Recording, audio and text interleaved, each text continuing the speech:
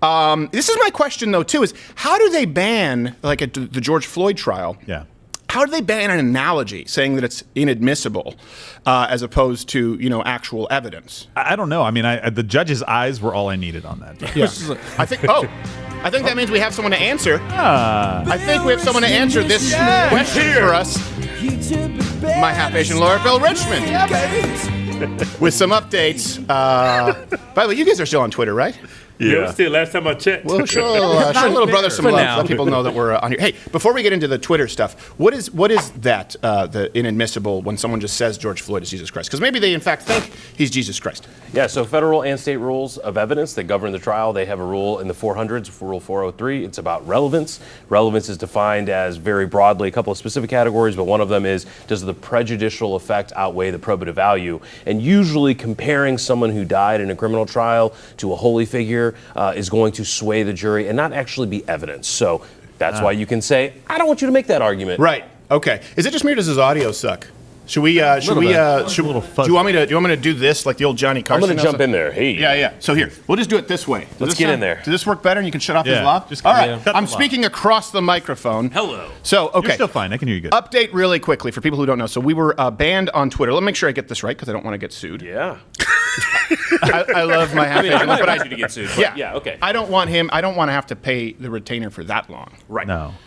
I sent a sign in blood, too, which I thought was a little weird. Yeah, it was a little much, yeah. So on Tuesday, while we were live on air, I was locked out of my Twitter account, right? Banned for 12 hours. And what was the reason Twitter gave? It was blank. Right. Also known as none. Also known as what the... Right. Yeah. Now this is going to be banned on YouTube. Then yesterday morning, just turn off his lav and I'll work this for you because he sounds like he's talking in a pool. Like I said, today's a disaster. Sizzly pool. We didn't plan on being banned and slandered.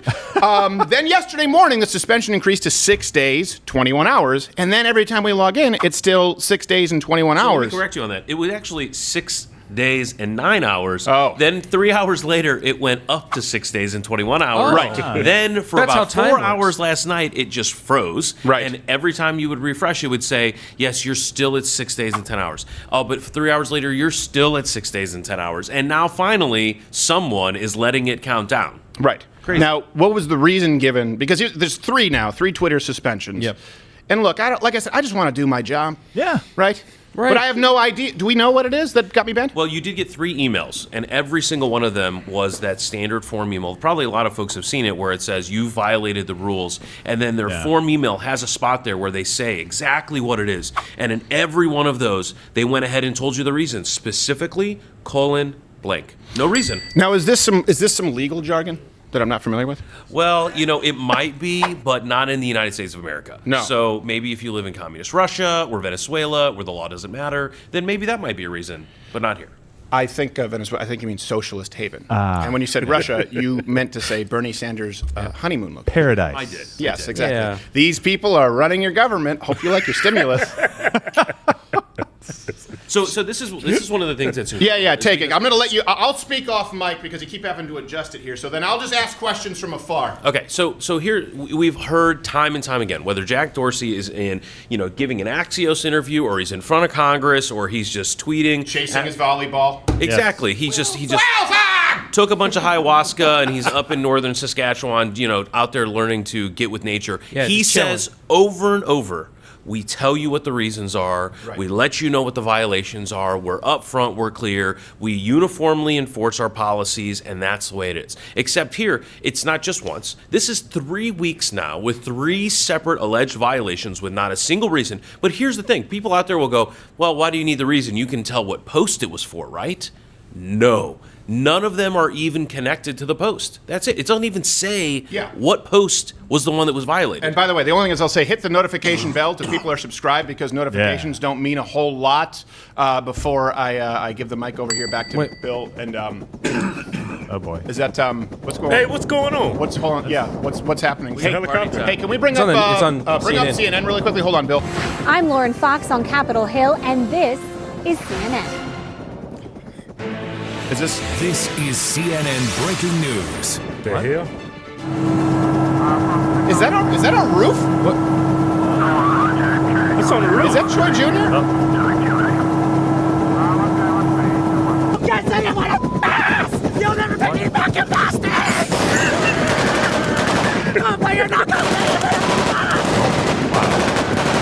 Who is this guy? He's our intern, actually. You know Doc Choi. It's his son who interns here. Look, there's been a rise in anti-Asian hate crime. Yeah. You guys know. So there's a breaking point for everybody. Let's Man. be sure to check on him, though. Wait for the facts, though. Wait for the facts. Okay, so Bill, my not lawyer, close, is it? is this also in line with the law? And again, Twitter's own practices, but legally, where does this line up if they don't give a reason? So this is exactly the point we've been making with other tech platforms. Y'all can set the rules however you want to set them, but if you're going to advertise and draw in consumers from the entire United States, the entire world, creators, people who are advertising and say, we enforce our policies in a certain way, and then you don't actually follow your own rules, that is anti-competitive. You've got one media company trying to hurt another media company, and it's deceptive. Literally, consumers are out there going, hey, no, they don't ban people without giving reasons. They don't enforce Twitter suspensions and then reset the clock 7 different times in a 24-hour period without saying anything. Who would do something? Twitter would do something. Right. Twitter is doing that something right now. Yeah, but just like, I can't. I got to be careful because you're here. Yeah. What have you? You said that Jack Dorsey was trying to get with nature. Okay, listen, that's a layup. That's a layup for an analogy of him stooping a moose, and of course we don't mean it. That's a hard stoop. Well, Especially in rutting season. I mean, here's the These are thing: big. the moose is an innocent victim in all of this, Yes, right? no, I mean, exactly. let's Really, just be clear, okay? I don't want to, put consent on the moose when the moose is No, not exactly. consented. Meese can't consent. So what have you done since I pay you so much? What have we done at this point? Because it doesn't feel good for me. Right, so here's a couple of things. So let's go back to the one that was 3 weeks ago, which feels like a million years ago at this point, where they actually shortened the ban after we sent a notice. They didn't respond. They didn't say, oh, actually, here's where you violated. They didn't do any of that stuff. They just said, oh, okay, we'll shorten the 12-hour ban. Now, this time around, we've sent multiple legal notices. We've went through every platform appeal that's available, right? This is what they say. They go, well, there's always a way to be able to appeal it within the system. No, not actually true, but we went through and we found other ways to be able to do it. We've contacted their legal department directly. We've contacted their trust and safety department actually directly. And to this moment, until right before we're on air, still no response at all. They haven't even given us the reason. Right. At all. Bill, are they outsourcing to the same customer service team that Facebook uses? Because they do the exact same things. They just don't get back with you. They don't give you reasons for suspensions. It might be. I mean, it could be a call center in Omaha. It could be a call center in Calcutta. Nobody knows where they're actually subbing these out. It's like all big tech. They all have the same issue. Exactly. And every time they do one of these things, they go, well, a sub of a subcontractor gave it to his cousin's dog, and he hit the wrong button, right? But they did this same thing with a sitting president. They've done this thing across the board. They've had multiple instances of their inability to handle the kind of issues that are endemic to having a large platform. Yeah. Essentially, what they're proving day in and day out is that they can't uphold their own policies at scale, which means if they can't hold the power responsibly, they can't have the power. They need to be held responsible. This kind of bad faith action is exactly what isn't protected by Section 230. Right. So that's what is the 230 thing? This is the thing. Look, because you have all these conservatives who they live for they just want to be. I was banned. I've not been banned. I've been suspended, and we've had people who've committed actual slander, libel on Twitter with people photoshopping swastikas, accusing me of everything under the sun, right? And nothing gets done or it doesn't get done for a long time, and then you get locked out. I get locked out. I want to know what the rules are. Like with YouTube, for example, we said, okay, what are the rules? And the rules aren't what we initially thought the rules to be, because then they created 2, 3, 4 sets of guidelines. Now YouTube has community guideline violations, they have advertiser-friendly guidelines, and then they have borderline content. Well, who determines that? Nobody really knows. It's not really told. But at least they have some kind of a vague page, and they do answer. There is an appeal process. I would say this with YouTube, with the appeal process, it sucks when they're like, no, this is hate speech. But they tell you. Right. Twitter doesn't give any kind of a reason. So my point is, look, with this, if they can do it to someone like me, and I don't want to, but I'm not going to self-censor to the point of being dishonest on Twitter. And so if I end up losing it because I say, look, happy International Women's Day, I'm celebrating the brave and beautiful trans women of Saudi Arabia, if that's the reason, then they should take it up with Saudi Arabia, who, by the way, Twitter bans my tweets in Saudi Arabia sometimes because it offends the Islamic sensibilities. Saudi Arabia. I mean, the number of notices we get that are about reviews. This is the thing. Germany is a You'll big get one. Germany all the Pakistan, time. I mean, there's a lot.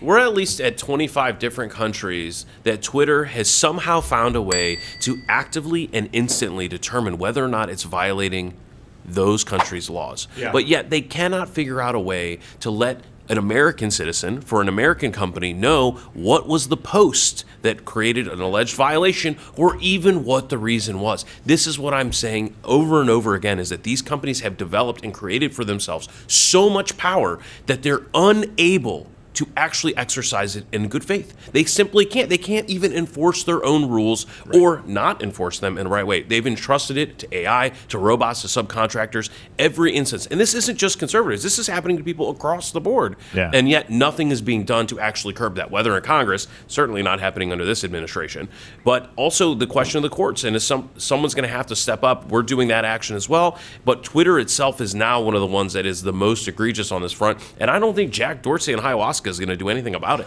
I don't know. Well, it depends. That moose might have some leverage. Hey, look at this picture of you mounting me. It's the same evidence I've always had. Here's the thing. What can be done for people who are old enough to watch Rocky and Bullwinkle? Oh, well, yeah. It's a classic. By the way, Everybody. Rocky was. Yeah. The best way at this point is you've got to vote with your clicks, your tweets, everything else like that. Whether you're sending a message, it's continuing to share stuff that they don't want to be shared, share it as much as you can. Go ahead and like those folks who are doing it, or go find them on other platforms. Right. I mean, just the simple existence of Mug Club or other platforms that are making this happen, whether it's Parler, your Rumbles, your other things like that, they're where the advertiser are going, wait a minute, this is not an effective strategy. The only thing that apparently matters to them is their pocketbook. That's the only thing they're going to listen to, and we can affect it. Every one little tweet, maybe not by itself, but all of them together. So while we're taking the fight on the legal side, folks can take that side, whether they're sitting at home, whether they're in their grandma's basement, whether they're at the bus station, doesn't matter. You can get on those apps and make your voice heard. Well, I think it's important, too, for everyone out there to understand Section 230. It was very interesting. Twitter sued Texas AG Paxton. Right. And they said that AG Paxton was leveraging them to try and infringe on their exact words, editorial decisions regarding what is on. Editorial. They use the word editorial. They did. So my question is, at that point, how do we juxtapose that with 230? Explain to people, I know we've described this ad nauseum, but the reason that these platforms are not held liable at all is because of 230, which if the New York Times, for example, just puts up something, they're held responsible. If it's slander, like if it says like, hey, Gerald beat me up in a bathroom stall with George Michael, right? If someone at the New York Times writes that, they can be held responsible. Right. If someone puts it up on Twitter, well, they're not held responsible at all because of Section 230, but then they, in their own lawsuit, say, well, no one can infringe on our editorial guidelines, and it's all opaque. Right. Well, it's one of the best analogies is, are you going to hold AT&T liable if a criminal decides to call on a cell phone that goes across an AT&T line, right? You're going to say, no, this is utility. Just because the city provided water, was the city now liable for the fact that that water was used to make the best meth in the country? No, not at all. So what we're looking at now is a question of, are you more like... There's a reason that Great Lakes still has the crown for meth. Great Lakes water meth. The pH is on point. But... What are they now closer to? Does AT&T, does the water company, do they exercise editorial functions? Do they selectively decide on a guideline basis who are going to be their customers? No. You sign up, you pay the bill, you're in. But when you look at the New York Times, they look, they edit, they decide, they cut, they have guidelines for what they're going to put on there. They have whole teams that are doing that. And that's when you now look at what is more of these platforms. What are they more like? Are they more like the utility that's letting anyone go, say anything they want, and we're just providing the vehicle for it? Or are you coming in and actually exercising editorial function?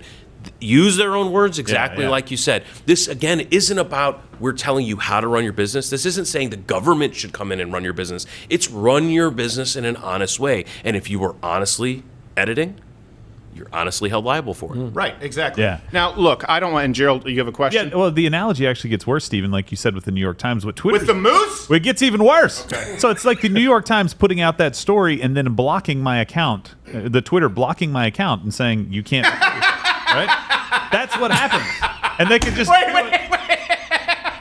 Twitter blocked your account? No. I'm saying it would be like that. He always gets screwed.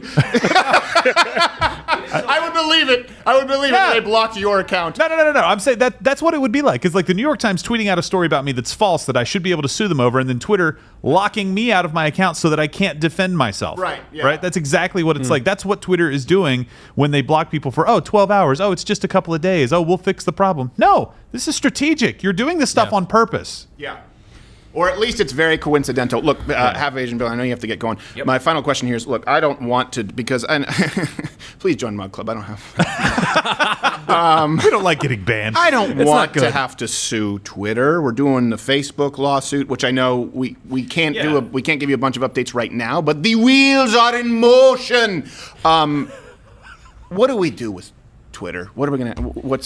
Is everything on the table? So everything's on the table. All of the options are available. But this is I will tell you, and most good lawyers will admit that the legal system should be the last resort. And unfortunately, Twitter is essentially pushing us to say you better go to the last resort because Congress doesn't do anything. The president's not doing anything. Not going to do anything. The vice president, who's really in power, isn't going to do anything.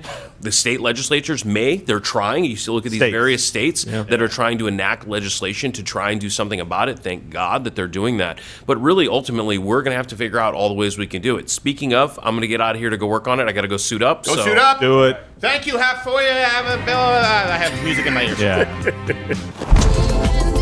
Watch Louder with Crowder live, Monday through Thursday, 10 a.m. Eastern.